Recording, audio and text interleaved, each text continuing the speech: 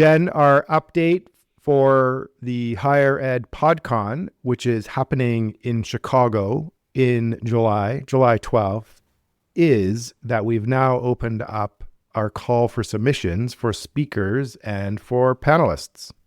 So we want you, if you think that you have a great topic and want to spread your knowledge about higher education podcasts, drop us a line where? Yeah, go to higheredpodcon.com, and on there is all the information about how to submit. And if you have a question, there's also something there that you can fire us a note. And you could also just sign up to the email to be kept informed of what's happening. Really hope to see you there in July. Yeah, I just registered, so I've got all the upcoming information for when you guys release. So there you go. I could say anything on this podcast, and I would hope people would go, that's interesting, but I'll just check it out and do a little bit of research myself. As a journalist, that's what we do. So everybody's got a responsibility not to just take everything as gospel and go, not too sure about that, I'm going to look into it. But also, podcasters have a responsibility as well to be making sure that the information that they put out there is correct. Welcome to Continuing Studies, a podcast for higher education podcasters to learn and get inspired. I'm Neil McFedrin, founder of Podium Podcast Company, where we help mission-driven podcasts level up. I'm Jennifer Lee Gunson, and I am the founder of JPod Creations. Podcasting is broadcasting. We want you to know you're not alone. In fact, there are many of you higher ed podcasters out there, and we can all learn from each other. Jen, you know where you can find almost 1,000? Maybe we're over 1,000 now?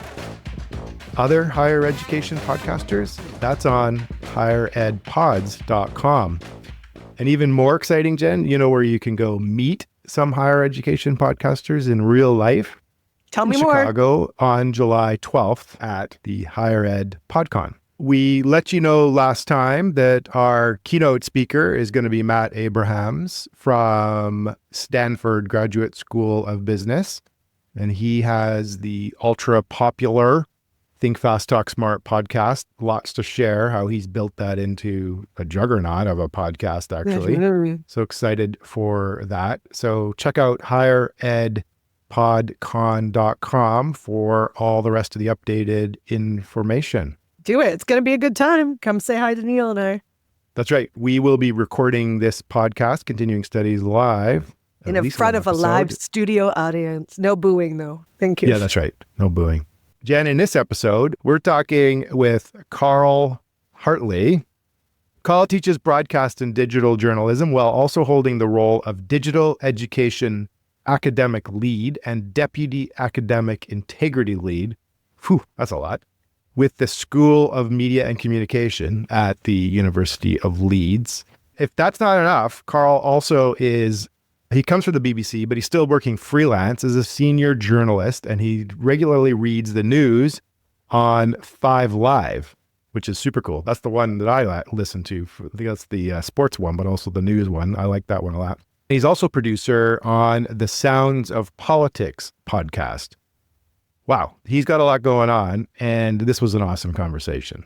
It was. I've always wanted to work for the BBC too, being a broadcaster. So I was really excited to talk to him, and the fact that he teaches broadcasting school, because it looks much different than when I went back in the day. So let's get into the conversation. Carl, thanks for joining us today. No, it's lovely to be asked, and it's lovely to be joining you and talking about podcasting.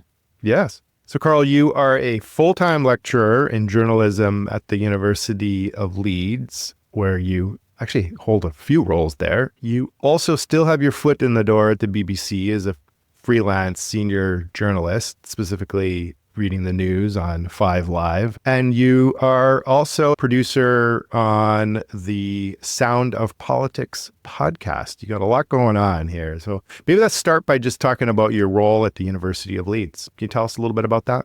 Yeah, well, I am a lecturer in journalism practice. So I teach across all different aspects of journalism, from broadcast journalism, which is my main background, but also digital journalism as well, because the whole industry now is digital. So yeah, I teach undergraduates and postgraduates as well in journalism and absolutely love it. I really do. When I left the industry, radio, even though I'm still in it, but I never thought I would get a job as much as I loved doing every single day, as much as I did radio. But coming in, meeting the students, seeing them develop and teaching this wonderful subject that we've got, I absolutely love it just as much. I have a question already for you, Carl, because as you know, I'm a broadcaster as well, because we're seeing it here in Canada, probably similar in the UK. I know it's happening in the US, is that broadcasting programs are dwindling in numbers because they're changing from the traditional model. And a lot of them, like you said, are putting digital platforms in place. Are you seeing when you teach numbers dwindle, or are you guys pretty like on the ball and have switched fully to digital mediums, or are you still really trying to push out traditional broadcasters? I think we do a little bit of everything. We still get people wanting to do broadcast, people wanting to be in TV news and radio news, but we teach it a little bit different. The skills that you can get from journalism and the skills that we teach are transferable skills. So I'm finding that when students are coming in now, they are asking more about doing the podcasting side. They're asking more about how do you do reels for TikTok? How do you do reels for different Instagram? But we teach the basics of journalism. No matter what industry, we teach that. So as part of our course, we do our radio news days, our TV news days, and our digital news days as well. And when we do that, we do online. So they might be doing blogs, they might be doing articles that way, but also they might be doing reels, they might be doing digital shorts journalism as well. And one of my colleagues, Ian Bucknell, he's an associate professor here. He's done a lot of research into how trends of journalism is changing and how we're moving to a more digital world. And because of that, he did that a couple of years back. We've kind of adapted our modules, our program here, to incorporate all this. So we do teach the students that when they go out, they will have to be a multimedia journalist. So broadcasting is still in there. You still need to be able to communicate, but you might be doing it on social media. You might be doing it in the old traditional radio and TV ways. So we kind of teach across the whole spectrum, really, because we want our students to be fully prepared for a digital world. But the tradition is still there. I agree. I think what you guys are doing is fantastic. I truly believe it doesn't matter if you're on TikTok, YouTube, podcasting, you're still broadcasting. Even when you're writing a tweet, you're broadcasting essentially. So it doesn't matter if you're doing written journalism, which can be social media captions, presenting on a TikTok, presenting on a YouTube short, you're still broadcasting, and everything that you have in your toolkit as a broadcaster, you can use. I just like to see that you guys have really moved it forward, because I just know here in Canada, broadcasting programs are closing and they're not getting the numbers that they used to. Maybe because they're not fully going into the digital format like you. The fact that you guys are doing reels and stuff, I think is really genius, and you're really moving it forward, because I truly believe all these things, TikTok, podcasting, are kind of the rebirth of radio. It's just different vessels to get the information out. Absolutely. It's just a different vehicle to drive it home. I just want to pick up on what you said about, if you're doing a tweet, if you're just putting that out there, you are publishing. And this is something that I'm really passionate about. Everybody nowadays is a publisher when they're doing that. But media literacy within schools is not there. And we should be teaching, at secondary school and, further afield, that actually you can't just put allegedly in front of something and you will be safe. It does not work like that. So you're right with that. Everybody is, a publisher these days. And I know I go off a little bit, digress a little bit there, but within our course, we're teaching journalism, and we are, digitally minded these days. I guess that's the key part there. And the last part of what you just said, Carl, is it's still about the basic tenets of journalism, creating a story, all that goes into a journalist's career. As both of you said, it's just the vehicle has evolved, especially over the last 5 years with the oncoming of podcasting and so on and so forth. So I think that's a really good observation, as there's definitely a larger voice out there trying to tear down quote unquote traditional media, but I think we can't throw out the importance of journalism, and we need to really protect that for sure. Well, we do. I mean, if we just look at the recent election in the US with the Joe Rogan podcast, whatever you think of that podcast, when he had President Trump on, he did not challenge him the way I would hope a journalist that I'd taught or a journalist that had come through a journalism degree would have challenged Donald Trump on some of the things he was putting out there. And I think that is an important point to make, as you're alluding to there.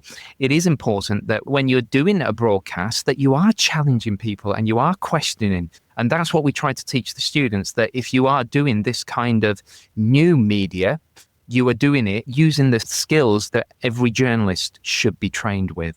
Well, and it's interesting you say that too, because it's not just what you were mentioning about journalists holding their interview subject accountable.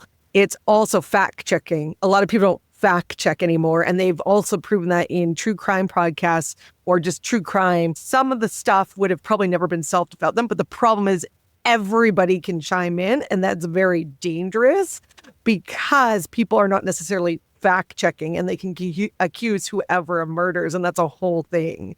And obviously fact checking for politics. So people don't realize back in the day when you're a journalist, you could lose your job if you put anything wrong on. And now I feel like anyone can put wrong information out there and they're fine.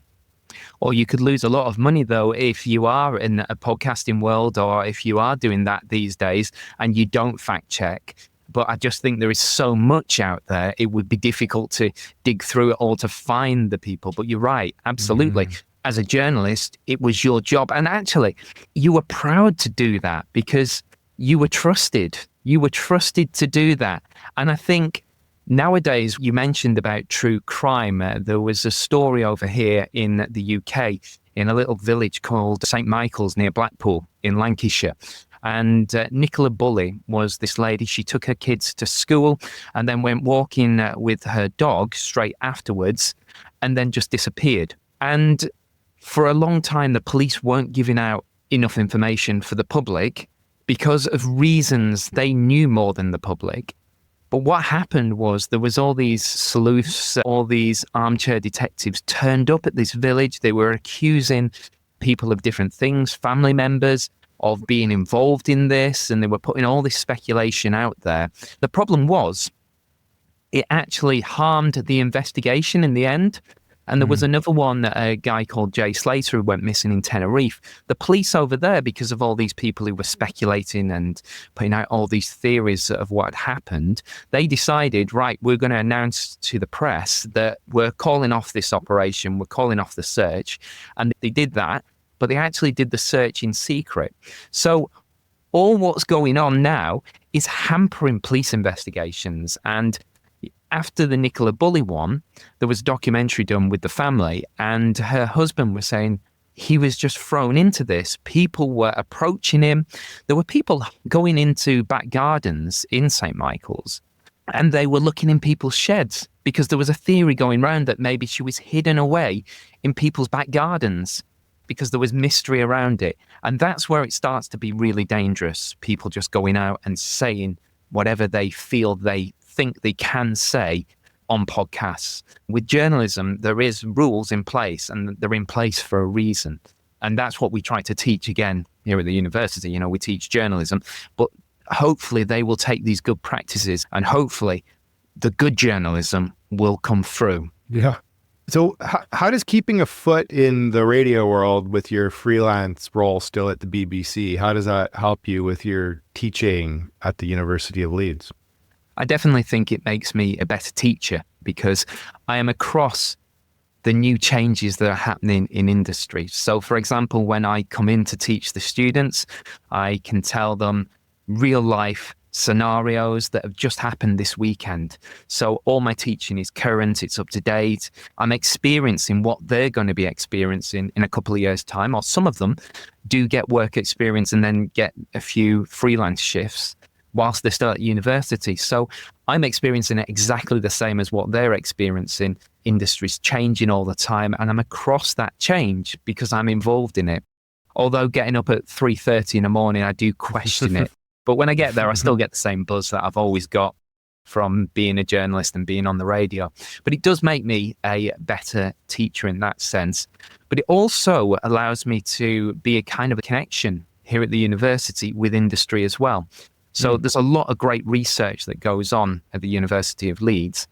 And hopefully having myself in industry, I can see the research on this side that's happening. I can see maybe where it can fit in industry. So the research can make a real difference there, and vice versa. You know, I can see gaps that maybe industry could benefit from research that's going on here at the university. And I can kind of help point the research towards industry to help them, and industry the other way around. It's another big thing that I think having academics who work in industry, practicing academics, I feel that's a really helpful thing for both industry and also for the institutions. There's so many skills that transfer over. And I say this all the time too, because as you said, podcasting, I think could benefit from a lot of them. I feel like you have a lot of those skills that you probably pull from to teach your students, but any podcast you're on that you're able to translate. How has podcasting worked its way into your academic teaching and into the curriculum, Carl? So we teach podcasting at the university, and we use it as part of assessment as well. So in the third year news days that we do here, the students are broken up into teams. So they're one news team, but we have an online news team who work on the web and digital. We have a radio news team, a TV news team, and a podcasting news team. So the podcasters will create a journalistic podcast for that day, which they then produce. So we will use podcasting as a way of a summative assessment for the students. But we also use it as well. For example, the Sound of Politics podcast, it is a podcast that isn't just academic, it's for the wider world to listen to. Mm-hmm. But at the same time, we get political students to listen to certain episodes. So we teach through podcasting as well. And I'm a massive believer in, you know, the intimacy of a podcast, the ease that you can listen to a podcast. You can do it whilst you're sat down, whilst you're traveling in, whilst you're going out for a run. And people don't just learn the traditional ways. There's so many different ways of learning. So we use podcasting in that sense to get the students to listen to certain podcasts, analyze them. Do you agree? Do you not? And spark that debate through podcasts. And they're just a couple of ways that we're using podcasting here at the university as a tool for learning for students. I love that it's not just part of the curriculum, but you're using podcasting as a tool for teaching.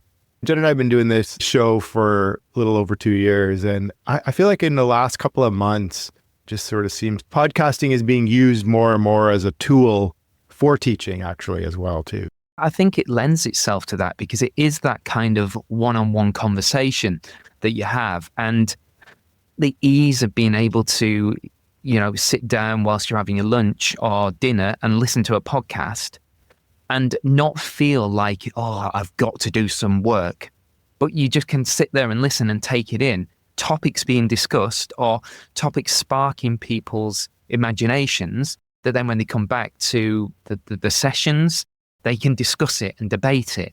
And I just think it's a great vehicle for getting messages across or putting learning out there. Carl, you had mentioned, and I sort of wanted to dig into a little bit here, is your research, which focuses on misinformation. But you had mentioned to us that that is specifically led to you researching and starting to explore podcast regulation.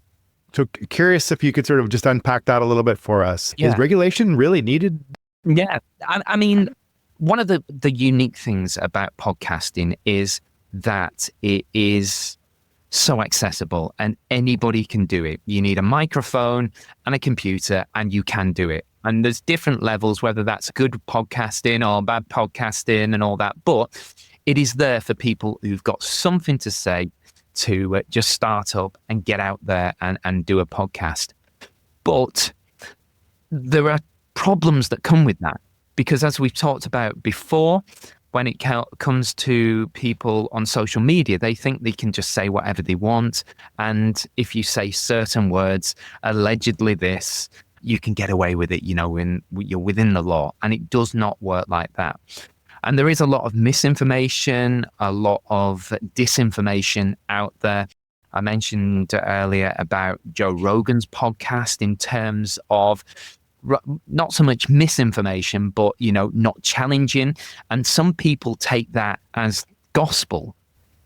So before I bring in the regulation side of it, there is different elements to it. I think every single person has a responsibility, not just to, I could say anything on this podcast and I would hope people would go, that's interesting, but I'll just check it out and do a little bit of research myself.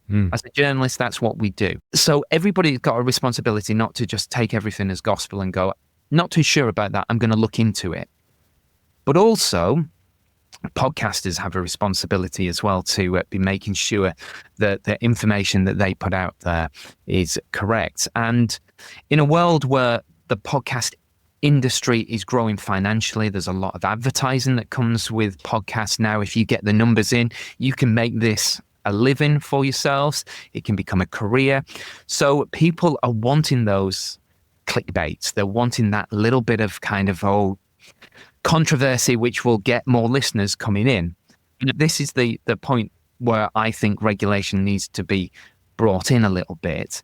And when I say regulation, I'm not talking about over in the UK, we have Ofcom that is like, it's got teeth and it says you've got to do this, you've got to do that, and you can't do this and you can't do that, and there's fines.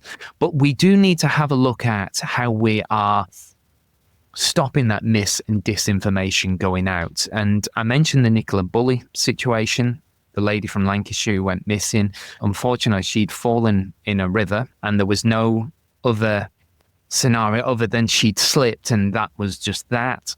But there was all this conspiracy theory around it and it caused so much tension. There needs to be some kind of guidelines or some kind of framework for podcasters to sign up to. I don't think we should be liberalists about this. Everyone's free to say what they want, but I don't want to be the person that says, you can't say this, you can't say that. I think as a community, we need to look at this and explore it and see if there is some good practices that we all can build in and build a kind of guidelines that people sign up to. And it's all theory at the minute. I mean, we've got to convince people to get involved in this. But if they're the ones that have signed up and they're the ones that say we are part of this community, we are the ones that the algorithms will push if there's misinformation or disinformation. And you could have it that, like they do on some of the social media platforms, where if you see something you don't think's right, you report it, and then it comes up with a little message on there saying that this is potentially an issue. So the algorithms push you towards one of the podcasts who are talking about similar things that are a part of this guide, this group, this framework. That's what I'm saying. So that's where my research started, because there was a lot of mis and disinformation being put out there. And I put it open to podcast creators and podcast production companies to find out what they think. And I'm halfway through this research now, where I've got the questionnaires in. And the next step is I'm going to be doing one-to-ones with some of these people who are involved in this. I was surprised actually what came back. So for example, we spoke to 53 podcasters or podcast companies, and 56% of those said that they wanted a regulator that would be working very similar to what Ofcom does over here. 53% wanted the regulator to just focus on podcast standards. And I can understand that, because if you get the podcast standards up, the advertising comes, and it becomes a bigger industry in that sense. 28% said that they want to make sure that podcasts remain easily accessible. So, they wanted a regulator to be involved in making sure podcasts remain easily accessible. But the two bits that was the most interesting for me was that 87% said that they would see value in this informal guideline or a voluntary code that they would sign up to. And 92% recognized that podcasts have the potential to spread mis and disinformation. They see an issue, but there's still a little bit of way of how do we tackle this? Because I wouldn't want it to block people from starting and setting up, because that's what podcasting is about. And it's so Yeah. tricky because like we have the CRTC, and I know being on radio, again, very different from podcasting. It was like, you can't say that, you can't do this, you'll get fired. I got to follow the rules. But your research is just interesting that people would want to regulate, because also too, I'm finding with social media where you talked about you want to maybe put something similar where you could flag it if you felt that it was wrong. I find that we're getting too quick to flag now. So it's like, are we bogging then all these regulators because we are in a polarizing climate? Like, it seems to be like either my opinion is better than your opinion or no go. So then it's like, are we wasting time then of people just being like, oh, okay, 7 days, no, you're fine, you can proceed, just because somebody had an issue with one little thing that you were saying? I don't think it should be taken down straight away. I think it should just be flagged at that point, because then it comes back to that for only a few days, there should be a period of time that these people look at it, but it doesn't get taken down. It's still there for people to listen to, but just flag that this person has had this issue. But I do appreciate what you're saying, because the world is so polarized at the moment, and you do get people who just do it for the sake of doing it. So there has to be some way of looking at that. And again, I don't know. I don't know what the answer is to that. But what I do think is it should be down to the communities flagging it first, and then, somebody looks at this, because together as a community, we can start working. But the problem with the polarization as well is, and this is something that the University of Leeds has done, this is something that a couple of newspapers have done over here. They've now removed themselves from X because they feel, well, first of all, the university says two different things. One, they say that they've removed themselves because we're not getting the traction, which I totally understand. So we're not getting the number of people who are clicking on the X posts that the university was putting out. I understand that from a business point of view, but they also say that they don't like the way that X is now, or the kind of community that is there. Now, I have a problem with that, because I feel if there is an issue with a certain community just being one way or another, right, left, whatever you feel it is our job to be there to say, listen, everyone, there is another point of view. It isn't just this. And yes, probably 90% of people will not let you know, oh, well, you're just this, you're just that. But I think by pulling out of this space, we're just leaving these echo chambers for all these people to shout at each other, agree with each other. And then people feel empowered going, well, everybody is saying the same as me, because there's nobody challenging that opinion and challenging that view. And I know it gets tiring, and I know it's hard work, but I don't think the right thing to do is remove ourselves from those places where this mis and disinformation is. And that's why I think, having the community flag it, but at the same time, others can flag and go, I don't think this is. And then it's the balance maybe the community could decide. No, it's a really interesting challenge I think we have, especially in the academic world, where there's supposed to be a voice of reason and rigor, and we would want to be challenging different opinions. And I don't mean in a rhetoric charged way, but in a traditional academic sense of looking at both sides, steel manning and reasoning. This come up recently with one of the podcasts that we work with, and there was initially a real sort of, it's an academic podcast, and there was initially sort of a real sort of want to pull back, as you described it there, Carl, like pull out almost of the conversation. And now there's been a recent kind of almost revisit to the original mission of this podcast, which was to be a voice for science and research, and almost counter to some of this anti-science which is going on out there. And so it's interesting how the conversation of the team working on this podcast has kind of come around on it, and almost like, okay, well, we actually should be in these places And we actually should be having a voice there. I think Okay. collaboration is the key to this. I mean, Yeah. as we've Yeah. just having this chat today, there's other things that get put out there and you're like challenging each other. And this kind of thing needs to be talked about because there is an issue there. It's really happening in podcasting right now. It's really interesting. I just want to sort of end with one different subject here. I noticed that you are part of what's called the Education Through Podcasting Conference, and you've got your second annual one coming up in late June. Can you just tell us a little bit more about that? I think that's really interesting for our audience. I'd love to hear a little bit more about that. Yeah. So basically, ePod, so education through podcasting, it's a perfect way to end what we've been talking about because it's how we started. There is so many different ways of using podcasts within education these days. And our conference, what we hope to do is celebrate. So it brings researchers together, academics together, and people from industry as well.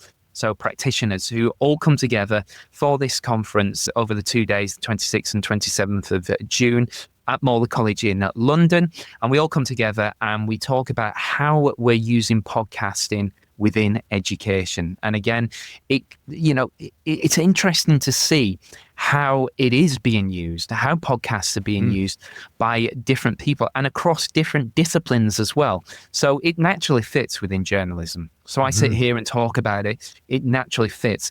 But podcasting is being used and tweaked in the kind of way that I believe podcasting is. So my kind of view of podcasting by tutors in, say, mathematics or in other schools within universities. So when we all come together, it's really interesting to see and hear how other academics are using podcasting, but it's also the practitioner side as well. They come and they can talk about, how to make it more engaging, the storytelling side of it as well. Awesome. And that's where it all comes together. And we've got a call for papers out at the moment as well. So, yeah. I saw that. We'll put a link to that on our show notes as well. I did notice that on the website, the peer review committee is incredibly international. So this isn't just a UK thing. I noticed that there was academic people from UK, New Zealand, Canada, Norway, Italy, US, Japan, Greece. So it's quite an international focus as well, too, I gather. And we always do a book as well. We want to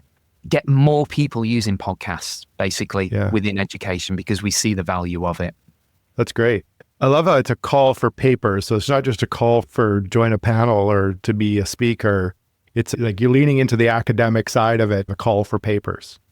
Yeah, absolutely. And I mean, call for papers because it turns into a book. One of the universities we work on, they actually bake their podcasts into their case studies so students will listen. But there's also topics to let us know about their programs because they do a lot of MBA programs. They do a two-prong approach, case studies for students, and then not only that, getting new students through engaging topics.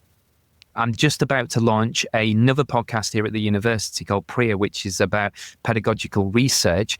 And we're getting students involved to talk about how innovative pedagogies or different ways of teaching within the university has impacted them. But we get the tutors on to talk about the projects that they've done as well. So long and short of it, the students are listening because they're hearing about the education side of it, but tutors are also listening to it because we want to learn what other academics are doing within their teaching about new ways of teaching. So we're trying to aim it out at the whole university and then further afield as well after the university from this one out to other tutors and other institutes. Oh, amazing. So thanks so much, Carl, for joining us today on Continuing Studies. It was a really interesting conversation. I quite enjoyed everything. Thank you. Wow. Carl had a lot of really cool stuff to talk about there. I quite enjoyed our conversation with him. Always love talking to people around the world as well and getting insight into their lives. I'm super tempted to go to the Education Through Podcasting Conference in June. I just don't know how I'm going to swing it all if I'm going to try to go to the London podcast conference in May and then this thing in June, but maybe I have to pick one or the other. No, just live in London from May to June. That's all right. Yes. It's a very inexpensive city to go and live in for a couple of months. It's just like Vancouver. Just don't think of the pound conversion. We're good. Right. Anyways, I'm really excited for what he's doing because, again, even though we're doing ours in Chicago, I think it's really cool that we're starting to see these little podcast conferences in the post-secondary education pop up because there's so many of us. And we have learned through this podcast that we love connecting with each other, and everyone has their own little difference on what they do in the podcasting space. Yeah, absolutely. And also just fascinated by Carl's research within regulation for podcasting. He's just like our previous guest, has so much going on in the podcasting space. He's just really smart and switched on, and the fact that he's thinking about regulation. And obviously that is a whole hour topic or more, but it's something that I think about coming from traditional media. But also, like he said, with some of the true crime stuff too, it's how do we make sure that everybody's on the up and up and we're not ruining people's lives that we don't need to? But that is a huge question to answer.